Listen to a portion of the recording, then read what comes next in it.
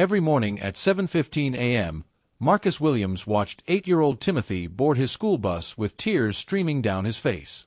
For 3 weeks straight, the same heartbreaking scene unfolded. The boy would climb the steps slowly, his small shoulders shaking, and take the same seat in the 4th row, always alone. Marcus had been driving school buses for 15 years in the small town of Millbrook, Georgia. He'd seen his share of troubled children, homesick kids, and morning tantrums.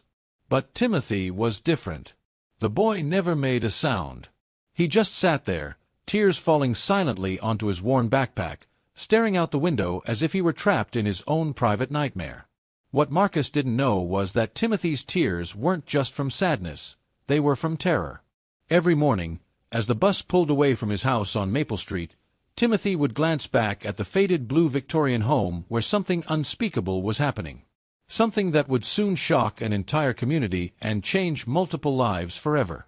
But on this particular Tuesday morning, something was different. Timothy wasn't just crying, he was trembling. His small hands gripped the seat in front of him so tightly that his knuckles had turned white.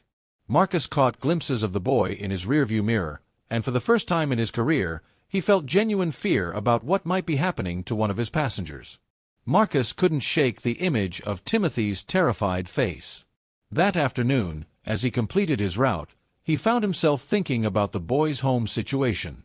Timothy's mother, Sarah Chen, had always seemed pleasant during the few brief interactions they'd had at the bus stop. She was a petite woman in her early 30s, working as a nurse at the local hospital. Timothy's stepfather, David Morrison, rarely appeared in the mornings, but when he did, there was something unsettling about his presence. David was a large man with calloused hands and a stern expression that never seemed to soften, even when looking at Timothy. Marcus had noticed how the boy would flinch whenever David came near, how he would quickly board the bus without saying goodbye to his mother when the stepfather was around. That evening, Marcus called his supervisor, Janet Rodriguez, to express his concerns. "I've got a boy on my route who's been crying every single day for weeks. Something's not right, Janet. I can feel it in my bones." Janet, a veteran of the school system, listened carefully. "Marcus, you know we have to be careful about getting involved in family situations.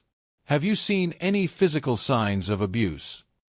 "Not exactly, but—" "Then document what you see and keep watching. If you notice anything concrete, we'll take action immediately." Marcus hung up feeling frustrated but determined. He decided to pay closer attention to Timothy's behavior and look for any signs that might help him understand what was happening in that house on Maple Street. The next morning, Marcus positioned his rearview mirror to get a better view of Timothy's seat. As usual, the boy climbed aboard with tears in his eyes, but today Marcus noticed something else. Timothy was carrying a small piece of paper, which he quickly shoved under his seat cushion when he sat down. Throughout the ride to school, Marcus watched as Timothy would occasionally glance down at the seat, as if checking to make sure something was still there. When they arrived at Millbrook Elementary, Timothy stood up slowly, leaving whatever he had hidden beneath the worn vinyl seat. Marcus's curiosity was eating at him. During his lunch break, he walked to the back of the empty bus and carefully lifted the seat cushion. There, tucked into the metal frame, was a small folded piece of notebook paper. With trembling hands, he unfolded it. The message was written in a child's shaky handwriting. "Help me. David hurts me when Mom goes to work. I'm scared he's going to hurt her too. I don't know what to do." Marcus felt his blood run cold. His hands began to shake as the reality of the situation hit him. This wasn't just a case of a child having a bad morning. This was a cry for help from a boy living in terror. But what happened next would reveal that Timothy's situation was far worse than Marcus could have ever imagined. Marcus immediately drove to the police station, the note clutched tightly in his hand. Detective Lisa Parker, a woman in her 40s with kind eyes and a reputation for handling child abuse cases with sensitivity, listened as Marcus explained the situation. "Mr. Williams, I appreciate you bringing this to my attention. We take these matters very seriously. Can you tell me anything else about the family's dynamics?" Marcus described his observations, Timothy's fear when David was present, the boy's increasing withdrawal over the past few weeks, and the way he seemed to shrink into himself whenever the bus passed certain houses in the neighborhood. Detective Parker made notes and assured Marcus that they would investigate immediately. In the meantime, I need you to continue your normal routine. Don't let the family know that we're aware of the situation. It's crucial that we gather evidence before taking any action.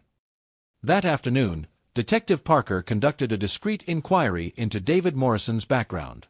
What she discovered made her stomach turn. David had a history of domestic violence from a previous relationship in another state. The charges had been dropped when his former girlfriend moved away and refused to testify, but the pattern was clear. She also learned that Sarah Chen had been taking extra shifts at the hospital lately, often working double shifts that kept her away from home for nearly 16 hours at a time. During those long absences, Timothy was alone with David, a dangerous situation that was getting worse by the day. As Detective Parker dug deeper into the case, she uncovered a web of manipulation and control that was far more complex than she had initially suspected. Through interviews with Sarah's co-workers at the hospital, she learned that the woman had been showing up to work with mysterious bruises, always with explanations about clumsiness or accidents. Dr. Jennifer Walsh, the head nurse, revealed something chilling. Sarah's been asking for more and more shifts lately. When I asked her why, she said she needed to keep busy. But I could tell there was something else. Last week, she broke down crying in the supply closet and said she felt like a terrible mother for leaving Timothy so much, but she didn't know what else to do. The picture was becoming clearer. David wasn't just abusing Timothy, he was systematically isolating and terrorizing the entire family.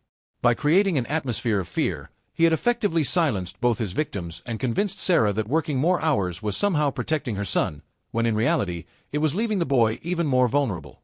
Detective Parker also discovered that neighbors had been hearing strange noises from the Morrison house at night.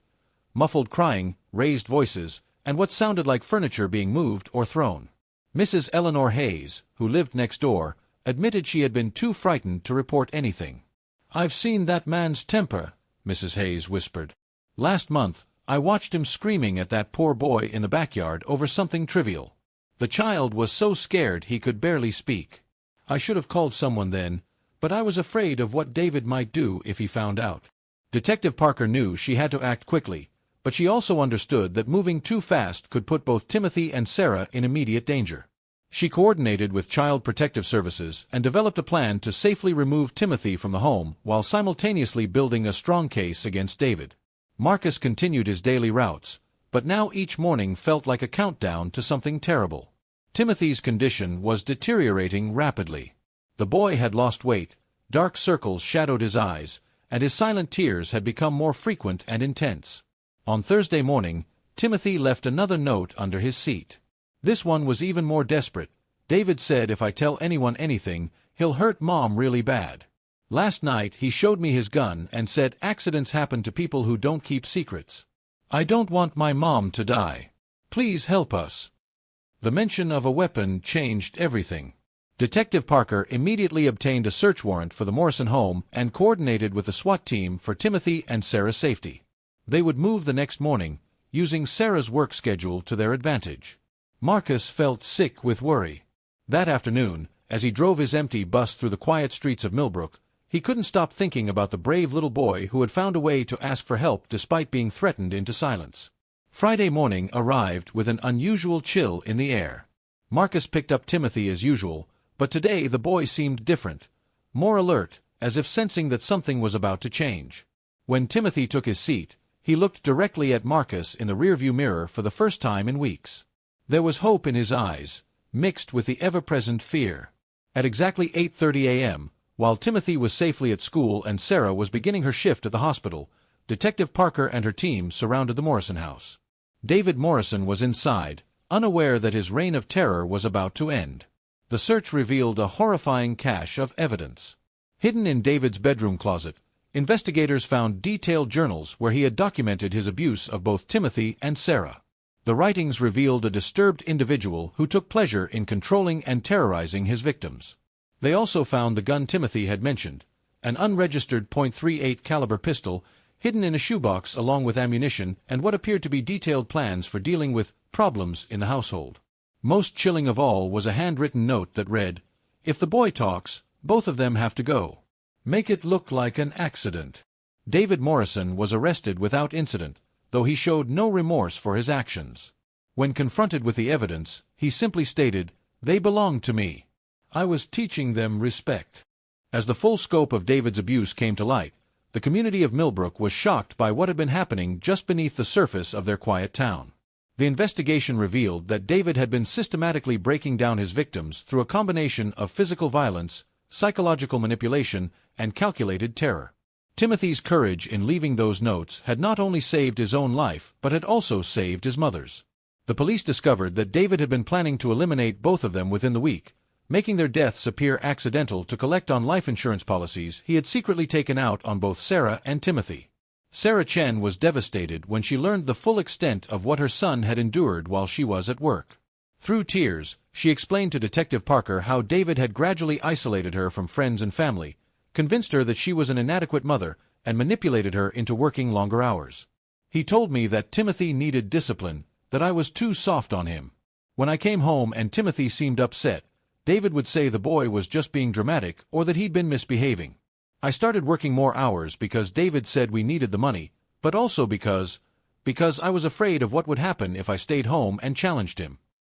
The psychological manipulation had been so complete that Sarah had begun to doubt her own perceptions and maternal instincts.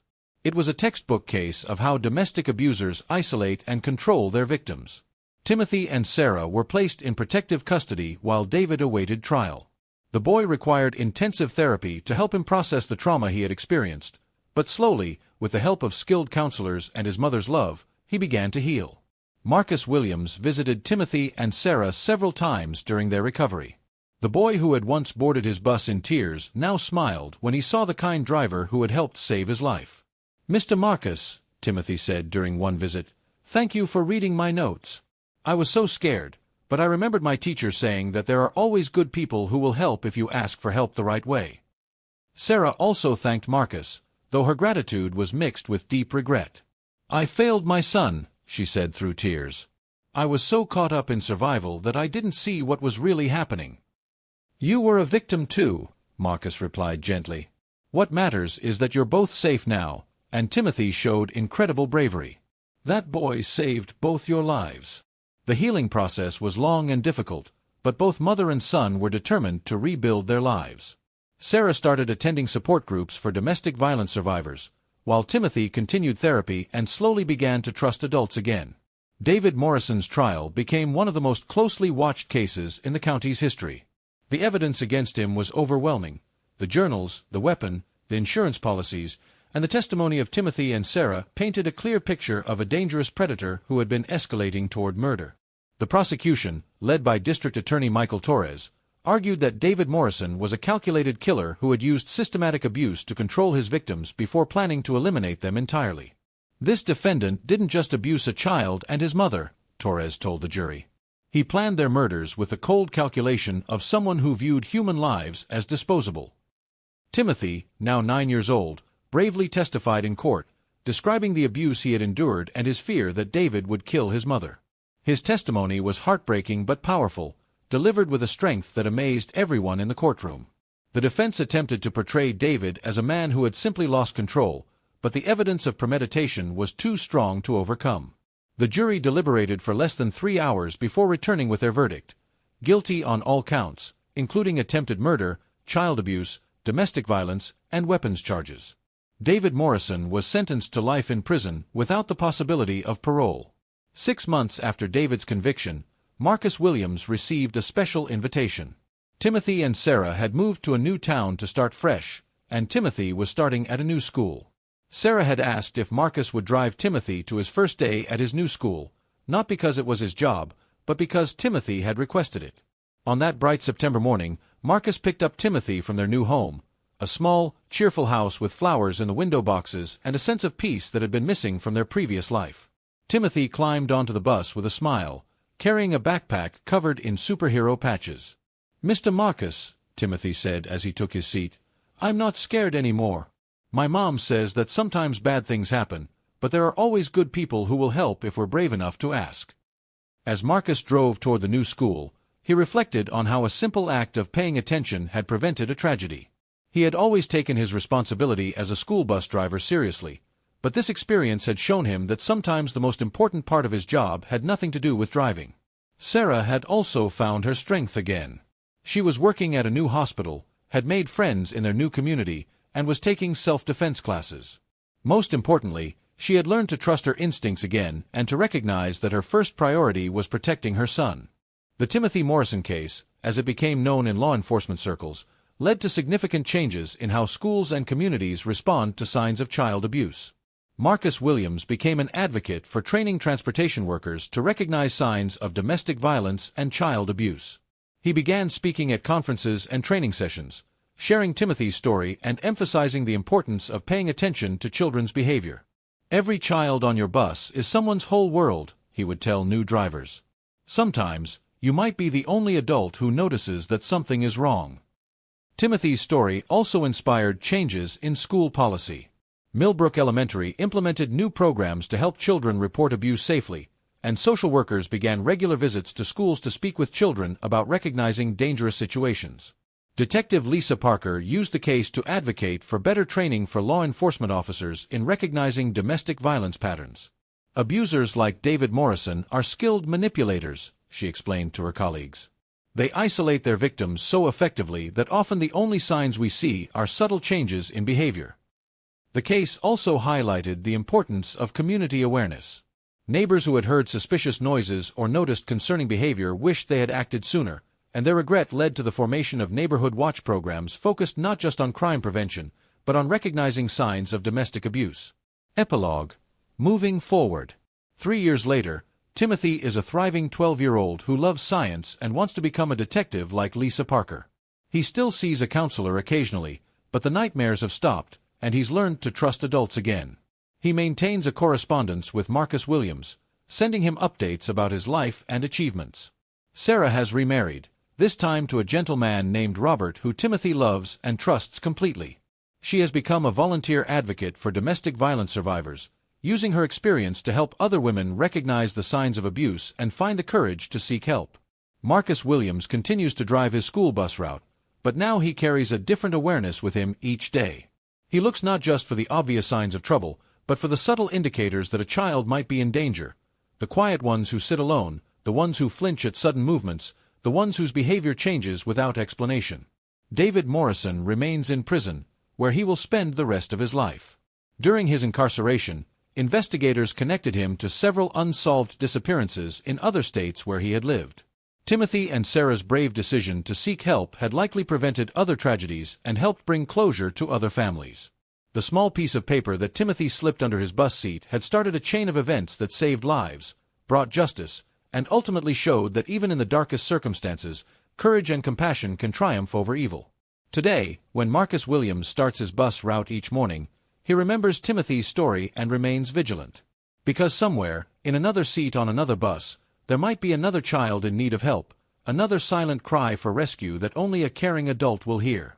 And Marcus Williams will be listening.